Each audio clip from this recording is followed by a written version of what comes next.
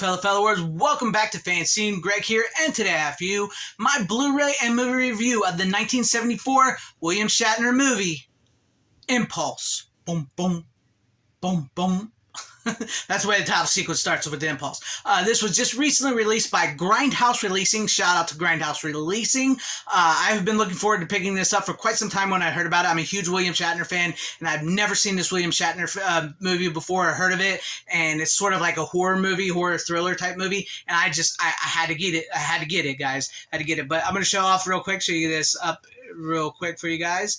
There's the front and the back, and then it slides out like that, and then it's got the original post art there. I left the original post art on there, and then we'll show it off the back again, and then it opens up here, and it's 2 discs, and it comes with this nice William Shatner, let me get it out here, nice William Shatner postcard type thing.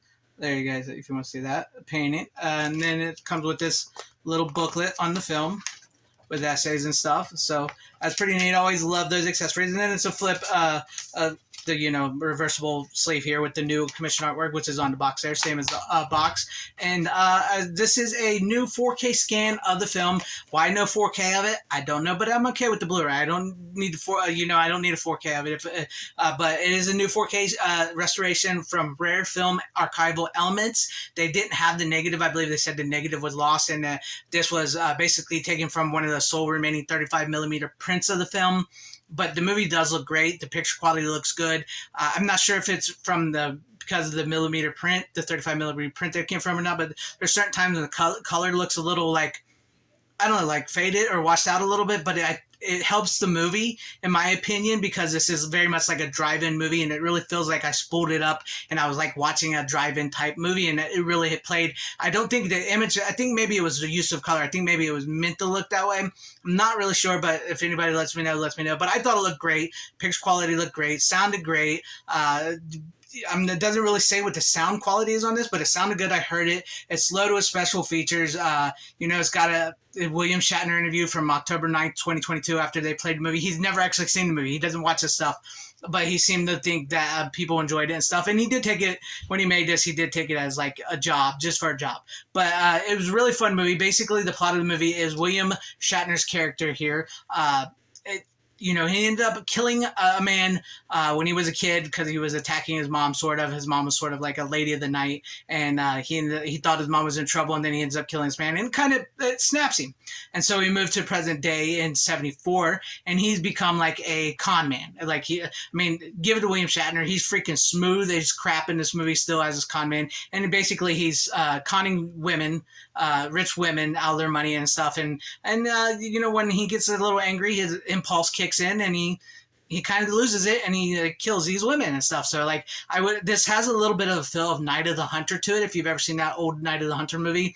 Because one of the opening scenes in the movie, after a little bit of spoilers here, is when he kills one of the women in the beginning of the movie, and he dumps her body in the water in a car. It's very similar to the Night of the Hunter scene, if you know what I'm talking about, with the woman in the underwater in a car. So it's sort of like that, and he sort of like moves from town to town, and so eventually he goes to this another place, and he meets this other woman.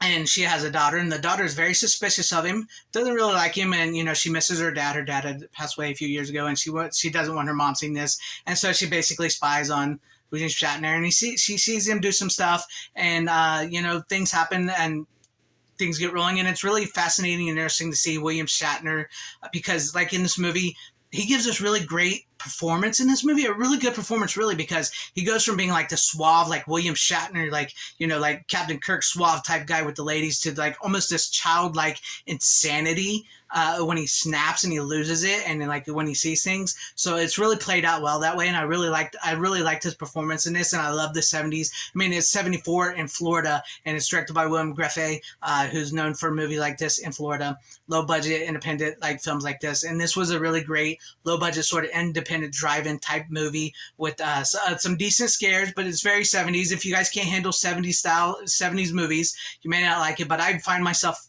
being drawn more and more to older films and stuff like this than I am newer films, and this is a film, once again, I have never seen of it, I've never heard of it, so it's new to me. Just because it's old doesn't mean it's not new. So it's new to me, and I'm really happy to have it. And I think Grindhouse Releasing did a fantastic job on this. I love the picture quality. The sound's great. The performance by William Shatner is just a true banger of a performance. And if you guys want to get a hold of this, I do recommend it. It's a great set, great, just a really good old-fashioned 70s thriller horror type movie, and just the insanity that William Shatner does. And it's like, you also, one of the great things about his villain character is he's sort of relatable, because he was this child who ended up in this situation. So you feel bad for him in that regard, but also, he's like even like he says in the movie one time, it's just like putting a little puppy dog down. It's just like putting a little puppy dog down. That's sort of where it was headed. You knew it had to come down to that, and it does come to a head in a very spectacular way. So if you've never seen this, and if you're curious about it, I do recommend it. I say check it out. It's a pretty good, fun. Well, I can't say it's a fun, because it's a little bit of a dark movie, but it's a fun, like, drive-in movie, in my opinion. So yeah, check it out. And if you liked what you saw here, maybe leave me some comments. Let me know what you guys think about this. If you've seen it or haven't seen it, if you're going to pick it up, or hit the like button, or subscribe and hit that bell for notification. That'd be awesome if I earned you guys subscriptions, or possibly share the video out for everybody to see, or join and become a channel member, because that would help on my channel immensely. Thank you, and shout out to all my channel members. I appreciate each and every one of you guys. Thank you all for being channel members here, and for all of your support. To everybody watching, whether you like me, hated me, or liked this video, or hated this video, I thank you for sticking this long. Wherever you all are, please have a great, safe, happy, healthy day, morning, afternoon, evening, and night. Always support physical media. It truly is the superior format. Godspeed.